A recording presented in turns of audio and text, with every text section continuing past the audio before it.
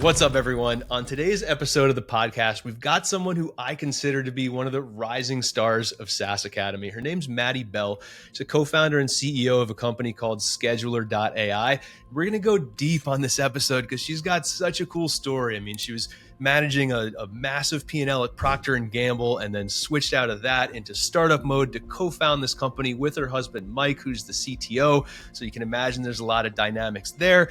And they just got done raising a $2 million round. So they are primed for rapid growth. It is not your typical AI company. They're not like plugging into ChatGPT. They're doing all sorts of really cool stuff. So I won't spoil it, but I'll tell you this. If you're interested in the AI space, or interested in how someone goes from big companies to small companies and primes themselves to just have incredible results, this is the episode you want to listen to. So with that, let's welcome Maddie Bell onto the podcast. I'm Johnny Page, I'm Matt Verlaque, and this is the SaaS Academy Podcast.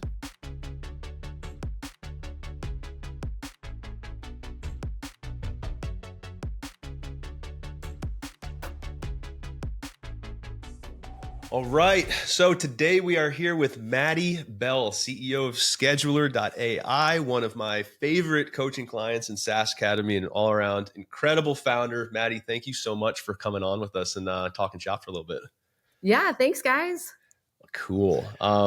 So I want to start somewhere different than usual because a lot of the time we go right into the current company, but you have a really interesting story. Right. And so what I want to do before we get into Scheduler, and we'll talk about that, and we'll talk about all the AI stuff. Before we get into that, I want to jump in the time machine. Like, you come from Procter Gamble, right? You were running a massive business unit, managing a crazy sized P&L, probably compared to what most of the people listening to this are used to. So kind of maybe just give us the backstory and like where you came from pre-Scheduler and what you were into and what that was like. Help set the table a little bit. Yeah. It's funny. The world is a crazy place. So yeah, I actually spent most of my career running billion-dollar brands for one of the world's largest companies. And I loved it. And I was passionate about it. And what I'll start by saying is being able to run a business, so much of what makes you excited for that is not that different. Mm-hmm. The consumer, the idea, the fact that you're in there with a group of people trying to create outcomes that the world has never seen before. Like, all of those things, I think, tie in a really cool way when it comes to running businesses. And I actually don't know that they change as much as people think they do. That said, I obviously was in a very different part of the world prior to this. So when I tell the story, I normally just share that I actually became a founder by accident, unfortunately.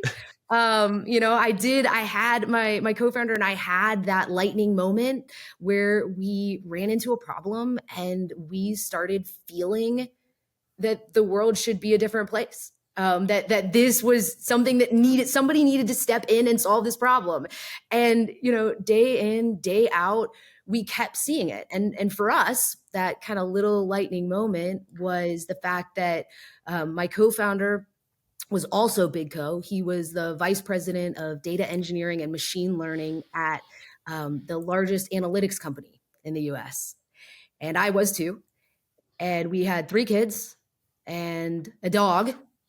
And one day we were driving home and we were like, oh my gosh, by the time we schedule anything, a work meeting, an appointment, God forbid we ever see our friends ever again, it's a nightmare, Yeah. right? Like, you should be able to add your people to a chat, describe what you want to schedule, and something somewhere should be like, this is when you're all free and I've booked it and I want you to go create cool connections. And yeah, the business has taken such a different path from that original lightning moment. But I think the human insight is still very much so alive. And so the way that really played out was, Mike was first. He kept thinking about it. He's a passionate builder. He's a passionate coder. And he was like, I want to go create this. Mm-hmm. I said, well, you do you, right? You could go leave your 6-figure job. Like, I like mine, and I have 100 ideas a day. I'll have more tomorrow. Like, it's fine. So he left first and you stayed. He did. So I actually, stayed to have the big job that took care of all the bills. Yep. That I loved. And he built patented tech. He actually brought over his number two from his company to join him, which just shows what an amazing leader he is, that someone else would leave their company to say, I'm going to go build with you. And what ended up happening was they got into an accelerator. They were able to invest in building the MVP. It took about $1 million to build this technology, just to level set. Like, this is tough stuff. Yeah. But we had a new problem. We had to bring this to market, right? We had to create a business around this. And it just so happens that that's my skill set and that's what I do. And so we came to a really interesting moment for ourselves and for our family where we said, hey, I can keep going on this path that I love for this company that I adore. But I also have this really unique opportunity to join my best friend of over 20 years and bring my skills to this idea and see what happens, right? And what it really came down to was we just said we can't hire someone else to come into this. Mm-hmm. This is something we thought of together, and this is something we want to see through. And it's that one decision that if we hadn't followed it, we would have looked back and always said, what if? And other things were happening, right? We're not crazy. Like, we had been approached by top players in the space. Yeah. We'd been approached by big investors. We knew there was something here. So I made the tough choice and I jumped in, and the rest is now turning into the rest of the story. And so I want to ask you, like, because you won 2 hackathons, if I remember correctly, right? You won the Slack Global Hackathon and then another one from Square also. Did that happen when you guys were building before you left P&G? What was the sequencing there? Give us a time, like timelines, years at least. In startup time, that's like, tell us about, the Revolutionary War. I'm trying to think. So yeah, we won Slack's Global Hackathon before I left as well. We also got Square's. People are like, why Square? They're a payment platform. They actually do appointments. Mm-hmm. So service-based businesses that need to schedule appointments. Obviously, scheduling is a huge part there. We had also been approached by some large players in the space about different collaborations. And really what happened was less about the awards, like those were cool. But if you breathe oxygen and work with humans, you have a scheduling problem. So very large TAM, right?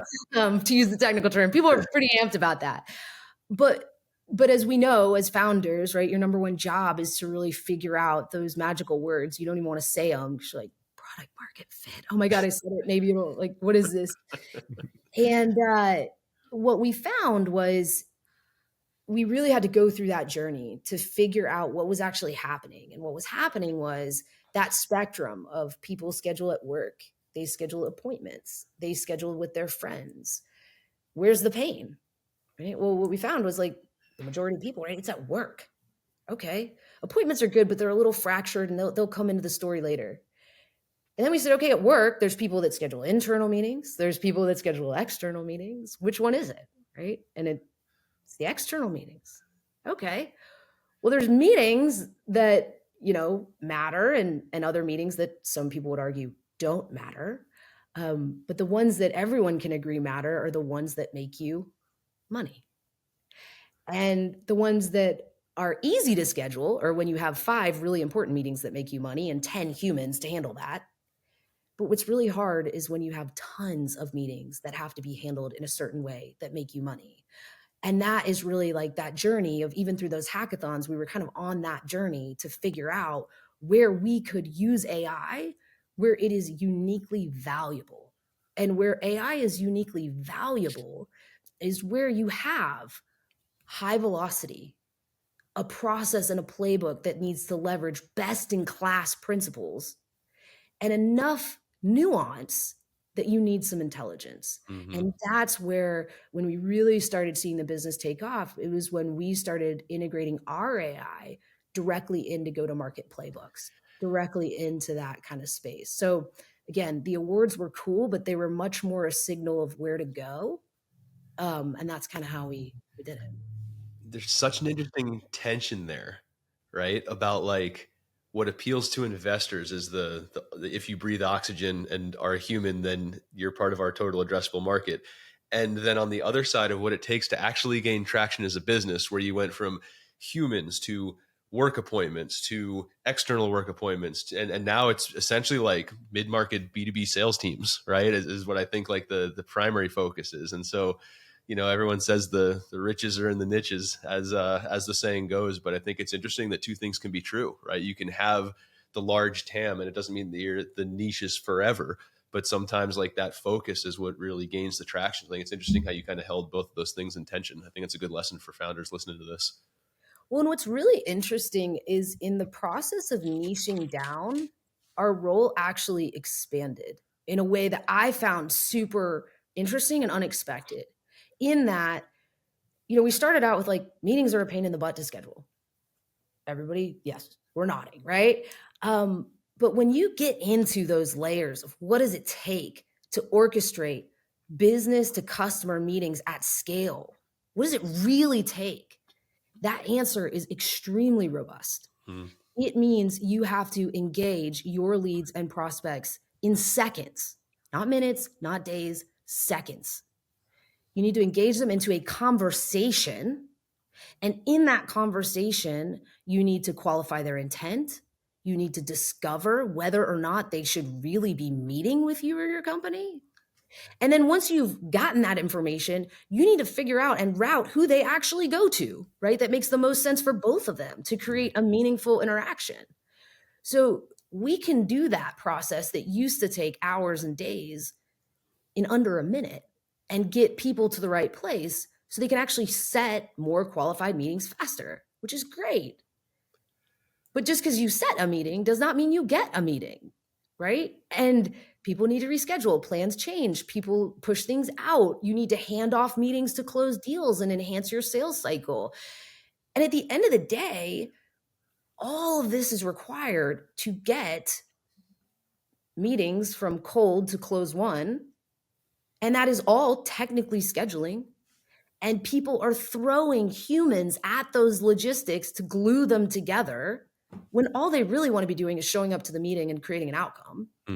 So it's all scheduling, but the definition of scheduling has literally changed because we niche down. And that to me has been one of the most unexpected parts of this journey. Yeah. Oh, it's awesome. Matt and I talk a lot about thinking in bets. We're pretty data driven guys. I don't have a hat that says I love data like Matt, although I will very soon. And I would love you kind of went through quickly this journey of like de-risking, Mike leaving the job and and starting this from scratch. Can you talk me through those big moments, the intersections, like how you guys thought through the risk and offsetting it? Like, I'm sure you're a very methodical, well thought out person.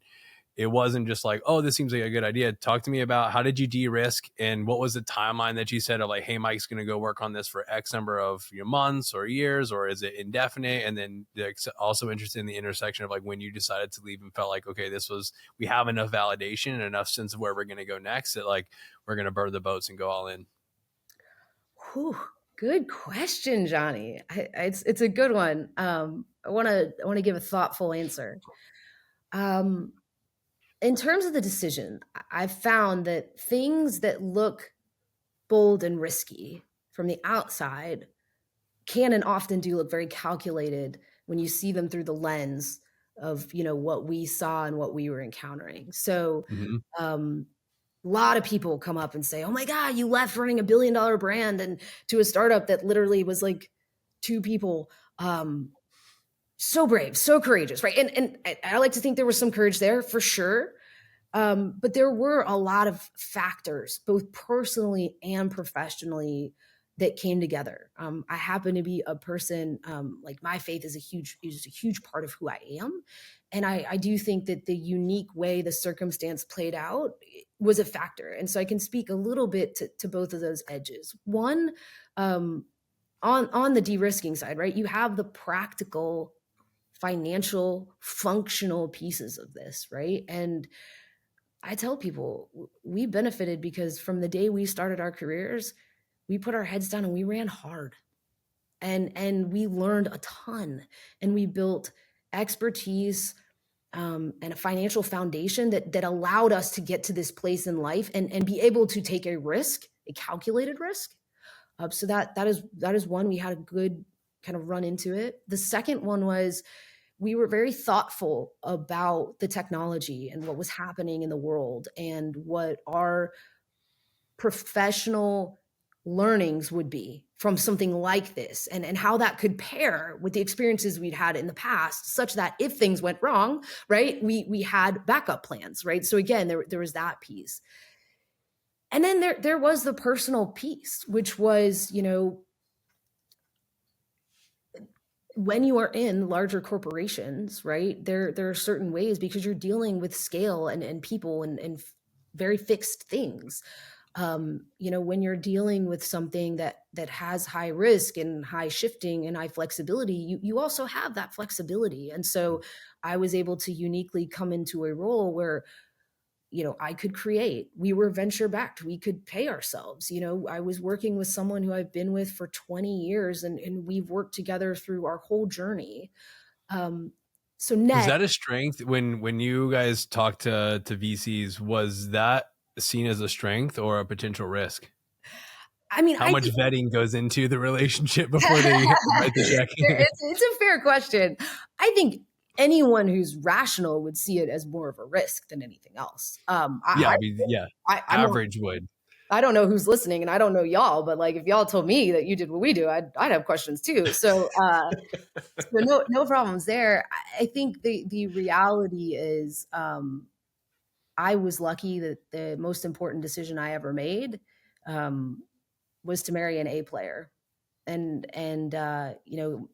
we have a 20-year history of delivering best-in-class results, both independently and together.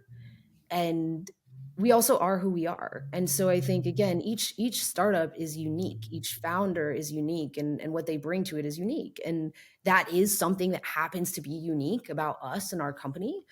But for that exact reason, we were able to turn back the clock and say, we've been able to deliver top, 1% results, whether that's, through these kind of track records, in our different spheres. And that's why, but yeah, it definitely. Okay. So let me press you a little bit, because I want to figure out, look, there's many moments in founders' careers when they have to, they're making a leap across a gap, right? In the size of that gap, there are many people listening here that think they have the next big idea, or they're looking at the next big bet in the business, and hearing others' success stories getting through the gap is, I think, a part of what builds that confidence. So I want to hear from the time when you left Procter Gamble, what did you think you were getting into, and how long did you think you had to, like, what was the gap you thought you had to bridge before the product starts to gain some traction and there's some signs of life here? Because it's not like there was initial funding, you're winning some competitions, like there's de-risked, like, hey, there's some merit to this idea. What did you think it was going to be when you left, and how different is that today? Give me the mile markers of time. Like, hey, when I left, it was 2019, 2021, whenever it was. Like, how big was the gap? Size it up for us. Well, I heard a funny saying once. It said, I just read the best fiction I've ever read recently, and it was my pitch deck from 2 years ago. Right? And that hit my soul, right? And so, would I have guessed we're absolutely not. 0% chance. I think the human insight was real. I think the human insight is maintained, but I think the business and the market will always shape what you're trying to do. And in terms of the gap, right, in my head going into it, I was going to make it safe. I like safe. So I was just going to wait till we were making gobs of money, and then I would leave my other job that made me gobs of money, and then everything would be great. And the reality is, it doesn't play out that way, right? Because in order to get to what's under the surface, we had to go all in. So it did come down to a leap of faith. It came down to a calculated leap of faith where there was evidence that I wish I had that I didn't. I definitely, as I've gone through this journey, I know now what I would have looked for, right? To de-risk maybe even further, right? I'm definitely wiser now. That's one thing. I see people that come in with really established customer bases and strong niche down positions. I don't know that they'll necessarily change the world and be the next billion-dollar unicorn, but I bet you they can make a killer awesome business. So I would have looked maybe for more established customer bases, more established niche versus, right, we came in with a very, very different, unique, patented technology, right? But our goal was to take that uniquely superior product and find a uniquely superior market. I think for those really concerned about risk, you would want to go in the reverse, right? You'd want to have a uniquely qualified market and then bring them the product they loved. But again, we're a venture-backed, institutionally backed AI startup, right? So we also have a little bit of a different path. But that's well, you just went through a second raise and you have that clarity now. How different were the conversations now versus when was the first round? Probably about 12 months ago. 12 months ago, you don't know, you're not really sure. You're not niched down to B2B sales and marketing teams, right? You are pretty broad within business. You know, it's external meetings, but then it sounds like you alluded to previously several layers into this focus. Did you notice that as an impact did you notice that having an impact when you raised the second round? Yeah, I mean, the cool thing about starting with a mind and heart opening insight is that it can niche down and scale up, right? And that, like, when we came in and said we want to make scheduling effortless everywhere messages are sent, that was the first big idea, right? Now we want an autonomous AI meeting orchestration platform that connects the right people at the right time for the right reasons, fully autonomously, right? Big ideas, kind of the same, kind of different.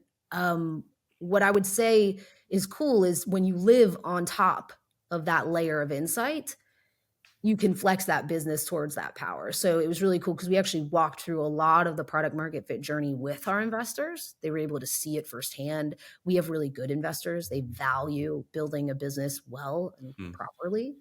And so I'm just really thankful for that, we all kind of knew, okay, great, a big idea is cool, but you've got to find a way in.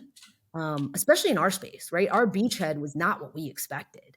In some cases, it wasn't even setting meetings for people. It was making sure people showed up to them, right? Like that was the beachhead. That was the problem.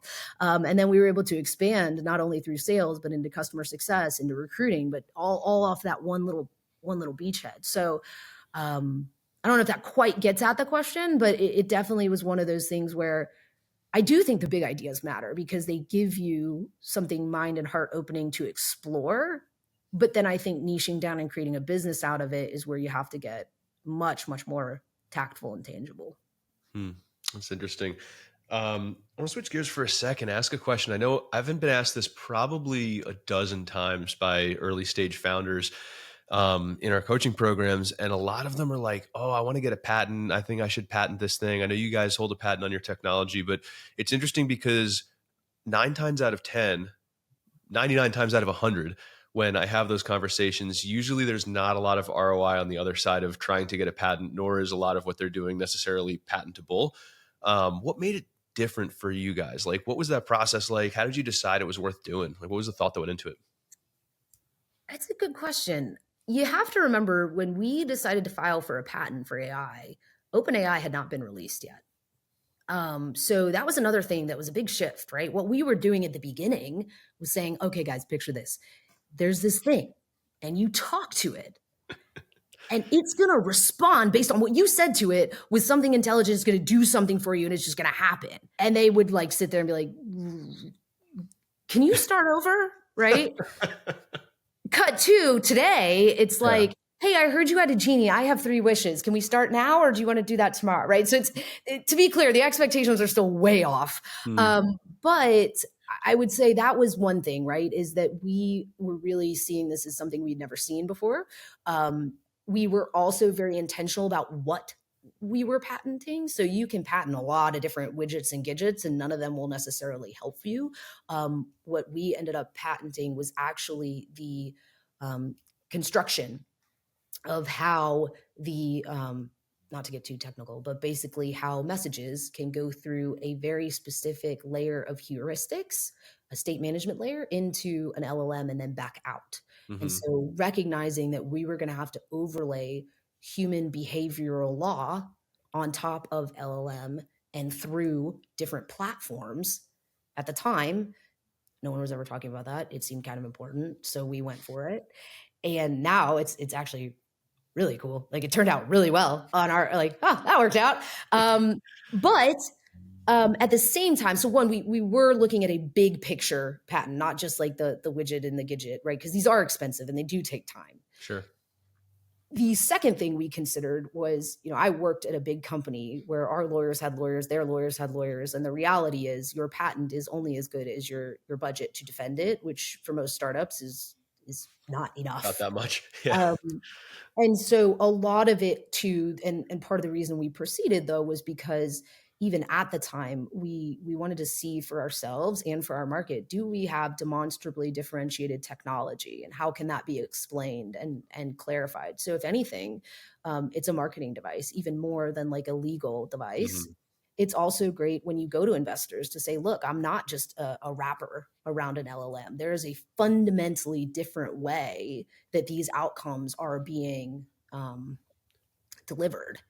So I think for that reason, if you're trying to say like, hey, it's a big picture patent, it's a fundamentally different way of delivering the outcome, and I can use this as validation both in my marketing and with my investors, then yeah, if someone violates it and you happen to be able to win that case, like, that's upside, right? So that's kind of how I would think about it. So it wasn't about necessarily defending the tech as directly as it was of the other adjacent benefits of having it on, like pitching the investors and kind of positioning the tech. That, and to be very clear, I also worked at a big business and they can defend patents. So it also makes you attractive, right, for some larger companies that might decide they actually would like that intellectual property, and they themselves will defend it at scale.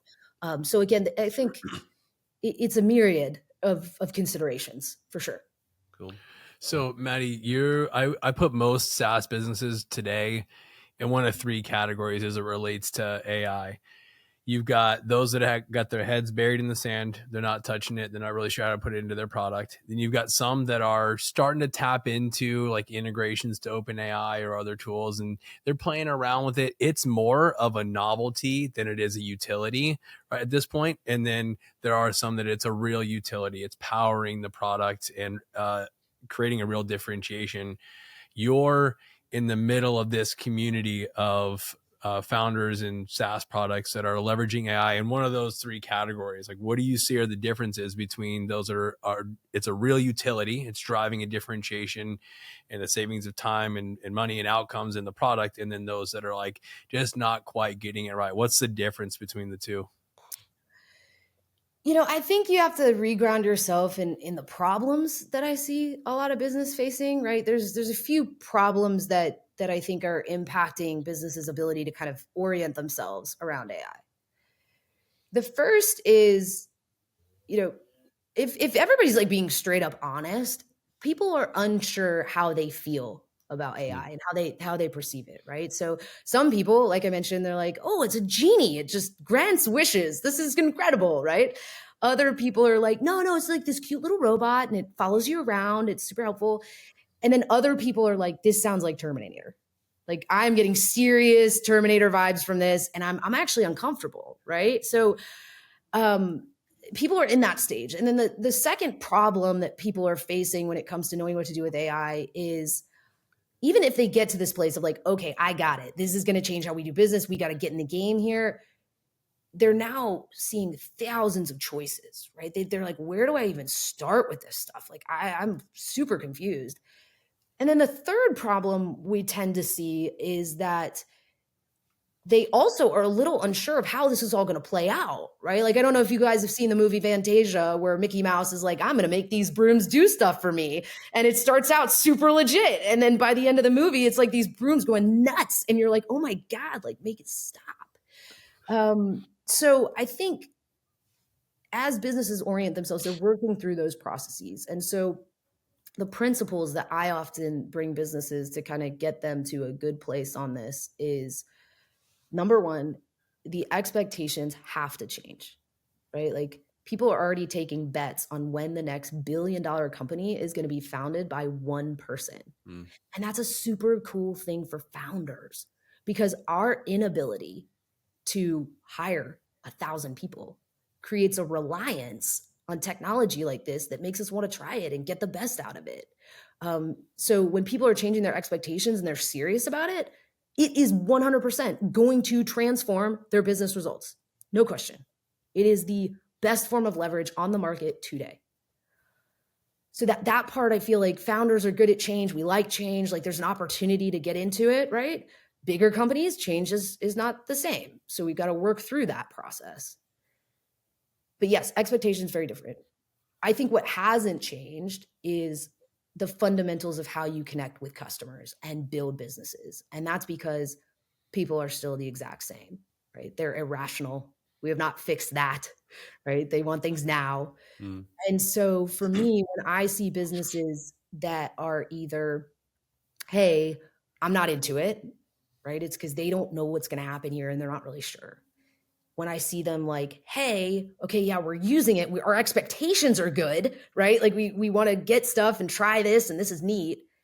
Where the magic is where your new expectation meets your core fundamentals. And you're like, okay, I'm going to use this tool and I'm going to apply it to being the fastest speed to lead on the market. And I'm going to start to see really different results. It's kind of how I've seen it play out. What do you like? What's the entry point? I'm interested in, I mean, there's a few different places we could go, but I'm really interested in the dialogue one would have with the company that hasn't yet started embracing this, right? So if there's people listening to this right now and they're like, man, like Maddie's got a really convincing talk track on this, I'm probably behind the 8 ball. Like, is it just messing around with ChatGPT? Is there like what's the entry point for someone to start figuring out how to use this in their business?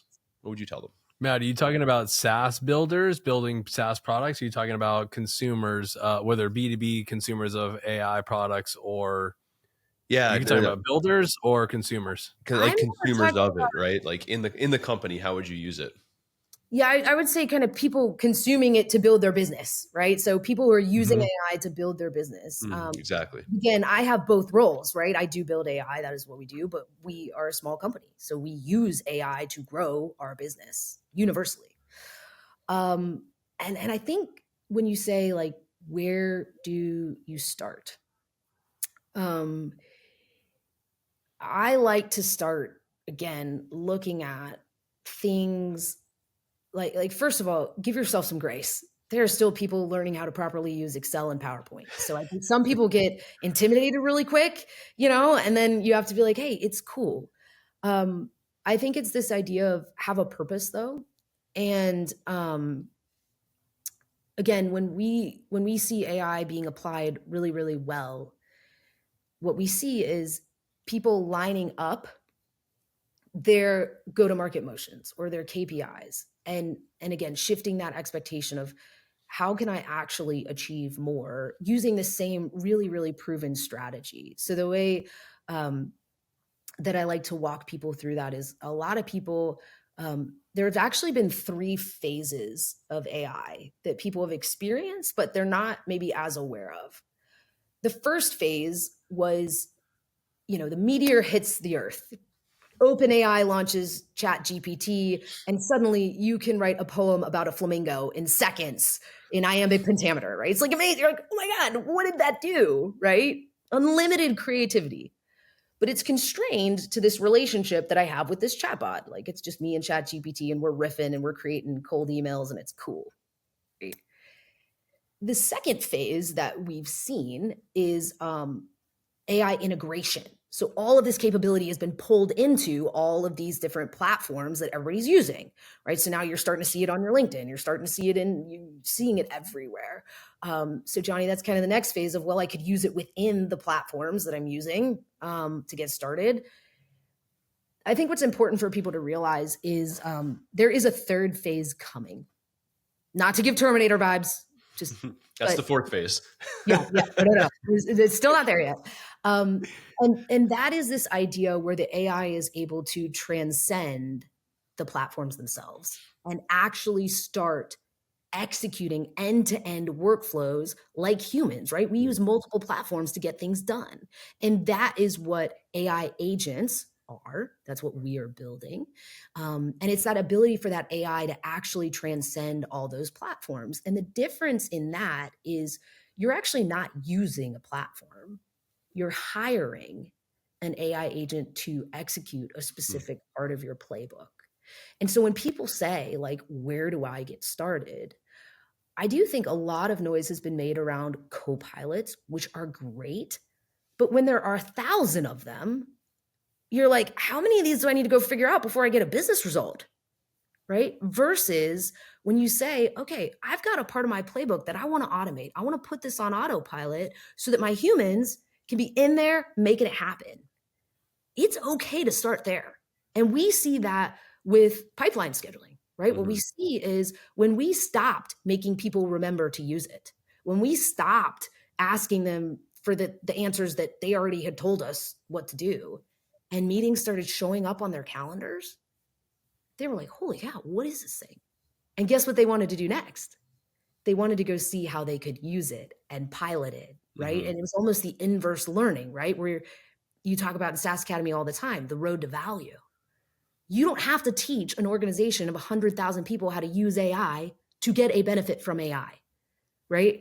Our AI has fully autonomously set or saved over $3 million worth of qualified sales pipeline in the last several months, all by itself, no humans. And those humans showed up and they closed deals. And that's okay. But then those humans were like, wait a minute, this stuff works for me. How can I go get more? What do I need next to fill in the next problem that I have? And so what's really cool is you've inverted the whole thing. And now instead of staring at a wall of products and saying, God, where do I start? You get a result and then you go solve the next problem with what you just experienced. So it's a really cool difference. I want to shine a light on something you just said that I thought was brilliant, that everyone listening to this who's building products, this has nothing to do with AI. It was just the example in this context, which is the best products will put the value first. And then when the user experiences the value, that will inspire them to go learn about how the product works, right? Because there's so many founders who are like, my product's brilliant. If my users would just figure out how to use it, then they would see the value. And you're right, it's got to be flipped, right? Like value first, give them the light bulb moment, and then they're going to be like, yo, that thing's cool. How do I do more of it? And then you've solved the problem. It's like this chicken and egg game, but there's actually a right answer to it, right? You've got to get like mindless value experience first. And so I just wanted to like pull that out of this dialogue for a second and make a point about it, because it applies to AI, but it applies to any product that you're building, right? Is you've got to, that path to value has to be a freaking rocket ship. I thought that was really well articulated. And that is the perfect example of where, guys, the fundamentals have not changed. Right. They are the same, right? It's just the way you're able to deliver them has now been completely transformed. So absolutely, 100%. We say it all the time. We get in our community forums, we get questions all the time about which tool should I use for this, which tool should I use for that. And the underlying reality is that software just makes an existing process happen faster. So you got a shitty process, doesn't matter what CRM you're using, it's going to be shitty all throughout. Right. You got a solid sales process, most CRMs are going to work for you. So let's focus on the process and then the tool. What you're getting at here is the fundamentals are the same of having a quality conversation to get a prospect to show up to a sales call or to reset or to schedule a conversation. You've just brought the context and the ability, those principles that apply into an AI model that can have it without the sales rep being directly involved so they can focus on closing deals. I'm curious, Maddie, around there's a lot of janky tooling out there, and I bet you compete with a lot of it. Your engine is different than the engine these other platforms are running. How do you get past, like, I think I'd imagine right now you say, someone you shoot an email or your AI shoots an email and says, hey, we think you could benefit from our product. It looks like all the other ones. How do you differentiate and make sure that it's not competing with the GPT wrapped tool that was built over a weekend? So it's interesting, right? And it's a bigger problem, right? When you think about a world where your software isn't going to deliver little bips and bops, it's going to deliver actual outcomes. buying software looks a lot more like hiring a person than it does buying a tool, right? Because everybody's going to promise the same thing, right? We're all going to be great. But at the end of the day, anybody who's hired anybody knows that like the skills and training and knowledge they bring to that role is going to determine how successful they are at it. And Okay, so you're saying a buyer of your, if someone's trying to solve this, setting appointments and rescheduling no-shows, confirming appointments, they should think about it not like buying a product, but by hiring someone who has the experience, like almost like of an SDR or a manager of that department. yeah, and I say that because the way we're seeing the AI actually perform, again, remember, we have to reset those expectations. So scheduling doesn't start with a calendar, it starts with a conversation. And in some cases, when you want that conversation to be a best-in-class conversation using the best of all the talent pool, you can actually galvanize that with AI if you do it right. So for example, you can hire entry-level talent that does not perform. You can hire talent that does. You can galvanize the skills and playbooks and techniques and knowledge of your best players into an AI agent. Like that is true. One example of how we do that, right? There's probably 1,000 web chatbots out there that are going to try to book leads into meetings. And here's what's going to happen. They're going to be trained on basic data. Their goal is going to be answer questions. And when someone says, sure, I'll book time with you, they're going to slam a scheduling link in front of them. Now let's break down that consumer experience. Number one, is your objective to answer their questions? If you're a B2B company trying to drive revenue generating meetings? Yes, but your real goal is to get them into a meeting with a human that can truly answer that question. So once again, is the AI trained to say, hey, here's the easy answer to your question, but you know what? Johnny could really be the best one to talk to, and he's free at 10 a.m. on Friday, right? Like that's one example. The other example is you don't want any meeting showing up on your calendar. You only want qualified leads taking up your time. And not all qualification parameters can be figured out in a form. One, people lie. Two, it's more like we know that conversationally qualified leads are better leads. So again, this is not about throwing a chat bot at them. This is about being super intentional about engaging them, having a conversation, doing early discovery, and then booking them properly. And oh, by the way, if you're trying to bring them into your environment and you get to that place where you've had a great conversation, they have intent, you know who they need to talk to, and you say, great, if you could just fill out this calendar link, yeah, we'll be good. You just gave them a chore. You were so close, right? We call it the 5-yard fumble. You got all the way there, man. And then you said, here, fill out my calendar link. Like, what are we doing? Right? You should just say, how about Tuesday at 2? So those are just, it's kind of helpful to kind of almost talk about it in those smaller scale moments, because truly those human experiences are what AI is designed to create. And where AI is really a step above is where they've been really curated. Because human, like artificial intelligence is all about bottling up a human experience.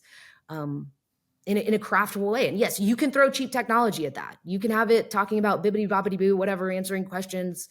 But are you aligning yourself with products where it's really forcing you into clear KPIs, clear outcomes, clear human connections? Again, just kind of an example. I would love to double click on something really quickly. Keep talking.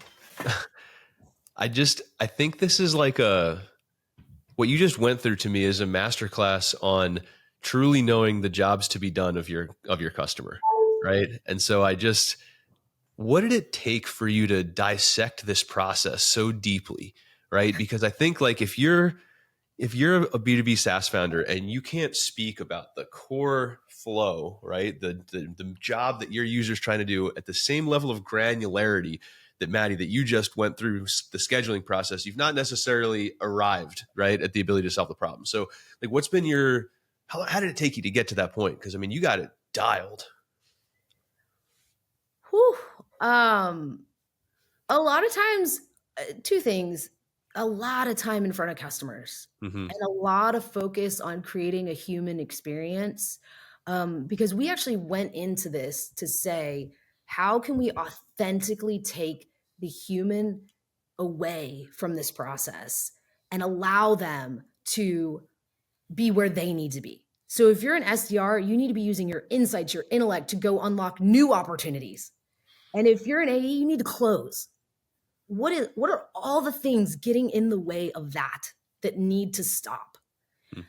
And really, I think it was obsessing over that problem, right? So speed to lead is great.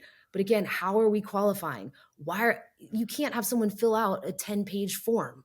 So it was really going through each of those things and saying, is there a better way? Is there an AI first way to handle this?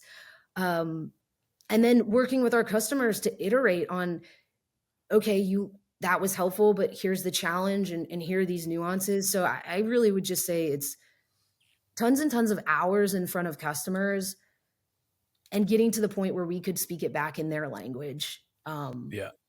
Was it's what we call having the point of view. Like, just to pause, if you're listening right now or watching, what Maddie has done is talk all about the problem. So if you're her prospect at this point in the conversation, you're wondering, okay, I'm 100% aligned with that problem. I would love it. Does your product do that? She hasn't talked anything about the product. Like, now we can pull out and talk about the features. A lot of people are like, let me show you what my features do. And you haven't even shared the point of view. You just created this great differentiation between your product and all the others, and that you can hire a senior SDR or a junior SDR. It's based on the experience and the tactics that they've been taught, the playbooks are going to run. Now you're going to roll out. If we were in a product demo, you'd be like, all right, now let us show you the playbooks that these are built on and how they have conversations that are different than the 5-yard fumbles you get from the junior SDR product you could hire. So love it, Maddie. The point of view is such an important part of giving that. It's almost like you're giving them the rubric of what to value when we go do the product demo, right? Like, hey. Well, here's a just sad spoiler if you're listening, so you can laugh. I got it from one of Johnny's trainings, so it's actually available to you. And I'm going to go ahead and give that. Like, I totally was like, I can do this. So totally, it's. I'm glad I'm applying what I'm learning. You just made this guy's day. He's pumped now. He's good to go. As you were sharing it, I'm like, I cannot wait to clip this and share this with so many people that are like struggling, like, what does it actually look like to go from the framework into real life? You absolutely nailed it. So great work.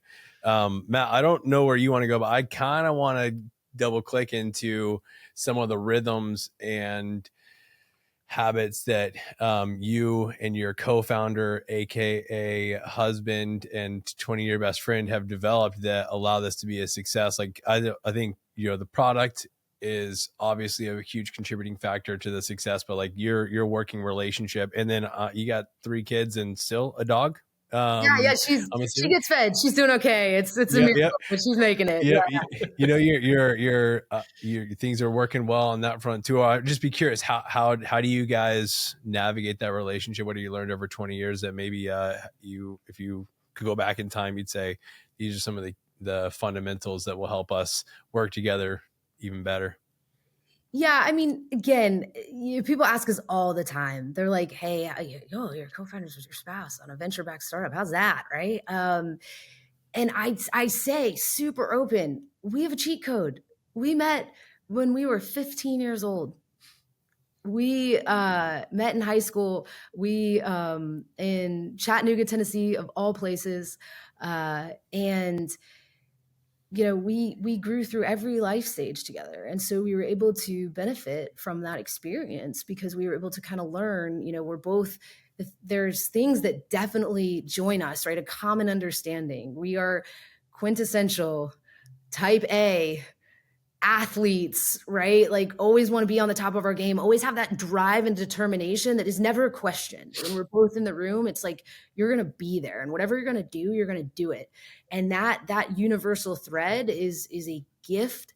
But obviously we're also competitive type A people. So over the course of 20 years, we were able to figure out our own lanes and our own zones and our own skills and talents and how we maximize and optimize those to achieve really, really cool things. And so even like I said, obviously we played different sports in high school and had different, like we were both state champions, but he was a Division I wrestler and I played soccer, and then we both ended up getting into the school that we loved. We both went to Duke, but he was an engineer and I was in the liberal arts college. We got different jobs, right? I wanted to go run a business and learn how to do that. And he did jet engine and aerospace engineering. And so I think it really is an ultimate cheat code where we've lived life together and we've run 100 miles an hour, but we found our swim lanes.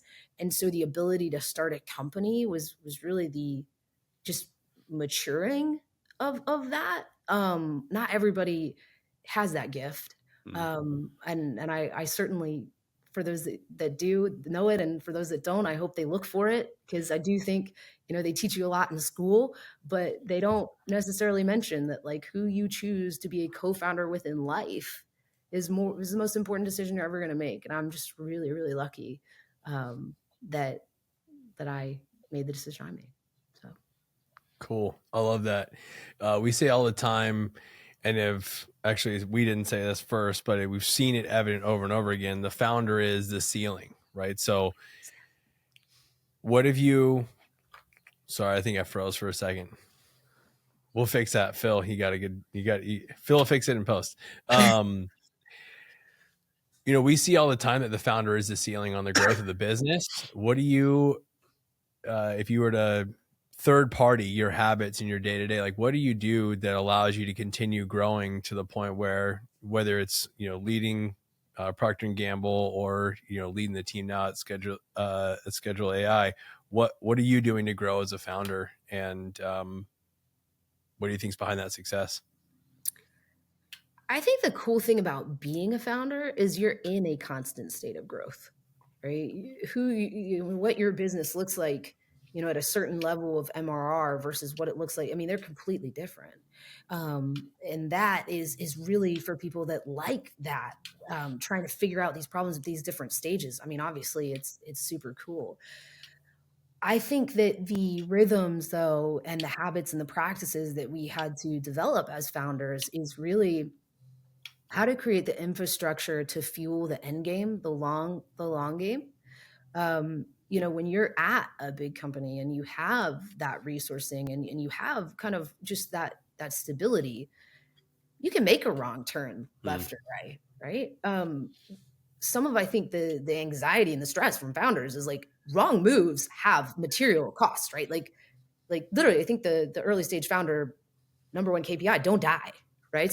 So, okay. Like that bear can eat you if you go that way. And so I think there is a stress in that. And one maybe instinct you have in that stress is to try to outrun the bear. Right. And to try to do more and more and more and just muscle through it. And what you realize very quickly is like, that's actually not true. Like you have to get into these rhythms. And so the big ones that changed for us, really just because we were working in a different environment, was the value of coaching, right? Like being able to navigate the woods with someone who has been down similar paths and different signals is invaluable when you are early on, right? Because you wrong turns hurt, right? They hurt. It's not as easy as just back the truck up and go the other way, which you can do at big companies.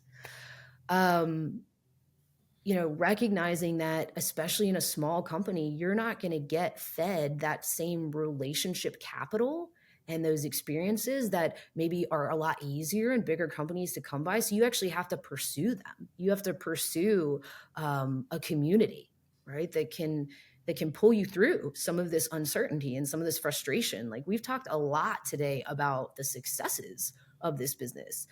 There were months and months and months of moments where it was like, oh my Lord in heaven, this is not it. And can you share more about that, Maddie? Like I'd love to do that. I always push founders to not just do a highlight reel, right? Like let's get into the reel. Like what was the part that terrified you the most? It's funny. Someone said this, I'm quoting another person, but they said, if you've worked in an established company, it doesn't have to be a big company, but an established company, and you're a type A player, you're used to making A's. We take tests, we make A's. That's what we do. When you come into an early stage startup, your first job is to take it from an F to a D, and then take it from a D to a C. And if you're not used to being like, oh my gosh, this is a D, and I just got another one and another one and another one, it is really hard, right? So, in Atomic Habits, they talk about when water is heating up and ready to boil, it looks the same. And it's heating up, but you're not seeing anything. And we spent a lot of months there, whether it was on the product and really doubting, like, can this technology really do this? Like, this technology has never really done what we're trying to do at scale yet. Can we pull this off? And we spent time with customers, right? Part of the reason why, Johnny, I know my customers so well is because you hit those roadblocks and you're like, man, that didn't work. That's not what they wanted. And that can be tough, right? It's like banging the rock and nothing's happening. And you're like, is this water heating up, or am I just staring at a bowl of water? But what's cool is when it starts to boil, when it starts to take off, all that effort and trouncing around actually becomes your moat, because you realize, okay, to get here, that guy's got to go where I just went, and that was awful. So it's funny. I actually, like, when you're an early founder and someone says, oh, I think I'm going to do what you do, you kind of like freak out on the inside. You're like, oh no. Now people are like, what if I want to go build it? I just like, I hope you do. I hope you try. Yeah. Let me know how that desert is, because, man, the cactus is out there. Let me tell you. Maddie, we say it all the time in so many environments. It's supposed to be hard, right? Yeah. It's like, this journey is not an easy journey. It's going to suck at times. And it's going to be incredibly valuable at times too. But the good is so good, because staring at the bowl of water, having no idea if the flame's even on or not, it's infuriating. I remember we had so many conversations about that during our time working together in SaaS Academy, where it's like, you're like, I just feel like, when's it gonna happen? It's like making these tweaks, like, and so much of those interactions were just like, it's like that scene in Braveheart where it's like, hold, it's just like, you just got to hold the line for a little longer and keep on making the tweaks. Because it's wild to me how many founders are a 2 or 3 degree pivot away from product market fit and early traction. And I think so many of us will make 50 degree, 90 degree, 180 degree turns because something didn't work in 8 weeks. Right. And I know for you, because we worked together closely for a while, that it was a lot of, 2 degrees at a time, iterate this at a time, iterate that at a time. And then all of a sudden, you guys found the stride. Well, can it be hard, right? Because even that story, right, can be frustrating, because you're like, yeah, I want the magic to happen to me too. And then lightning to strike. And and I think the number one thing that I heard through some SaaS Academy training that was so impactful to get through that was, again, it looks like lightning striked. You're not going to really understand what people are saying until you've experienced it, which is a bit of the challenge. But the best analogy was that idea of, like, you're digging for oil and the oil's there the whole time, right? It's all down here, but you stopped and then you went and dug another hole. And so I think that commitment to, like, go deep, you could go deep in 3 different places and you're probably going to hit oil in all 3. Don't stop. Like, that to me was, if I had to say, like, what's the thing that we just committed to, so 1, go deep, and 2, be okay recognizing that, like, look, this may not work out. Like, I think we had to let go a little bit, right? Because, again, I was used to making all A's, felt like we were making D week after week after week. And we had to let go a little bit and be like, look, we're 2 really smart people, 3 with the other person on our business. And we've chosen that in this window, we're going to go run at this hill as hard and as fast as we can. And if we do, and we don't end up anywhere, it's okay. Like, it's literally okay. So let's just go and just go. So that's what I would encourage if anybody's feeling that right now. If they're like, man, I am just beating on the rock every day and I'm not seeing it. Commit to going deep. commit it for a time frame and just run straight at it and know that like it's gonna be fine on the other side. Like work out, don't work out. Yeah. It's such a valuable one. Hearing you say that is going to help a lot of people. It's really helpful if you know that this is actually what the becoming looks like. It's not like going, it's not a time warp where you just come on the podcast and share, the success stories. If you know, the process of finding the product market fit, of figuring out who our customer is, if you know that it's a lot of D's or a lot of feeling like you're in a dark room, just barely finding your way through.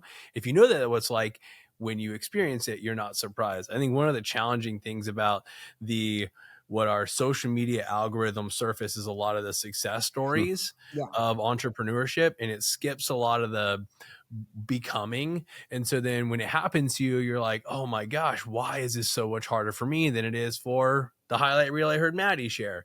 But that's why I think, it's so important to be plugged into a community that tells you, hey, keep going. You're going to get there. This is actually what progress feels like. I know it didn't feel like it went forward in your scorecard. You barely made a metric move. That's what it feels like right now. Keep going. The discipline to go farther it just needs those reminders. You need to hear it over and over again. It's like you said, you don't get it until you got through it.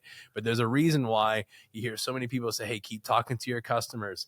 Keep sticking that one channel. You're going to figure it out. You have to go deep regardless of which channel you're in. So you could switch now, and if your heart really wants to and you're willing to go back to ground zero and start, then have at it. Or you could just keep going down the path you're on, keep iterating, learning. That's what the becoming feels like. I think the warning label helps this isn't a me thing. This is the process by design. It's building a better me, and I'm getting closer to creating the outcomes I want to create. So I really appreciate you sharing that. Same. Yeah. And you have to pursue that community that's going to get you through that, because it's not given, right? Like in a lot of, again, in more established companies, there's water coolers, there's people, there's, you have to actually take the time to recognize that like the most important thing your company needs if you're a founder is you, right? And so you got to figure out what your rhythms are to make that consistent and attainable for not just for yourself, but like for literally everybody else that works for you.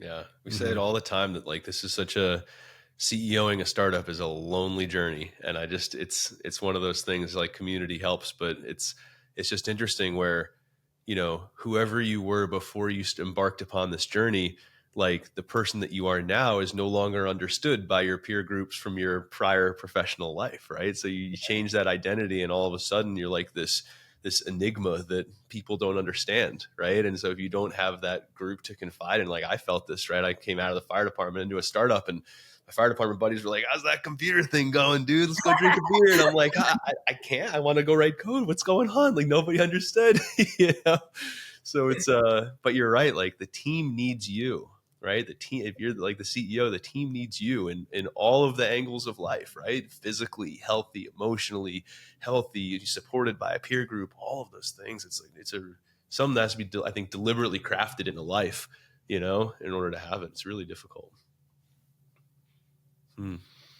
That's cool.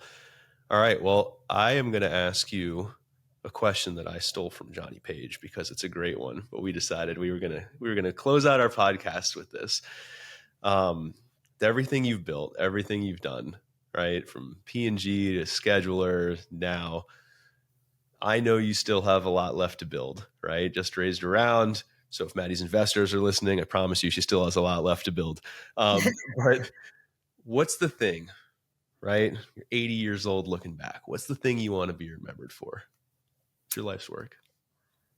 It's funny. So I grew up with family members that had run big businesses and made it from, down here to all the way to the top of the mountain. So I knew from a young age, like, I'm going to go run a big business. I'm going to lead people. I'm going to create things. And I always knew that.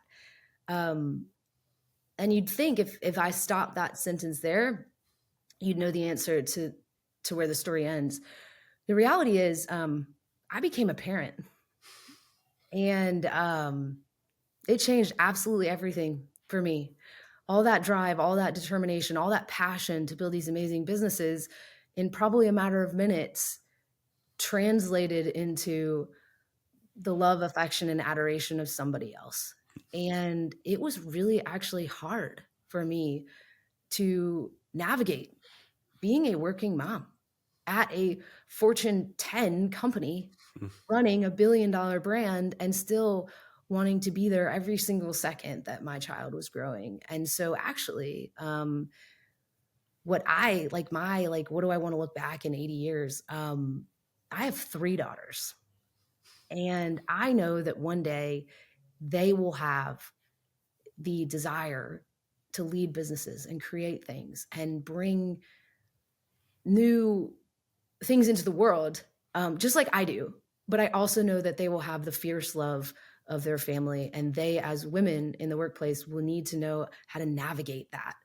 And so I would like to use this opportunity, being the CEO of a fast-growing AI tech company and being the mom of 3 little girls, to be able to navigate that myself and to be able to create amazing memories, both in my career, but even more amazing memories with my family. And so one day when my daughters look at me and say, wow, how do I do all of this and still have the best things in life? I have something that I can tell them, or an experience that I can share with them. So that's actually why I do a lot of what I do. What a beautiful place to leave it. I really appreciate you sharing that. That's awesome, Maddie. Thank you. Thank you so much for sharing your genius with us. I love everything we hit, from your journey to the depth, your customers, to the family first approach. I feel like we kind of hit for the cycle on this one. And yeah, it means the world to me that you'd come on and share everything. So thank you. Yeah, no problem. Yeah, great jamming with you, Maddie. We'll have you on again in 12 months. The business will be, I don't know, we'll see how many more lenses you click down. And what does Stan say? If your growth game is strong, you're reintroducing yourself every 6 months. Yeah. That's it. Yep. We'll tell them that it's your first time on the podcast when you come back. It'll be a new version of you. Awesome. Thank you so much, Maddie.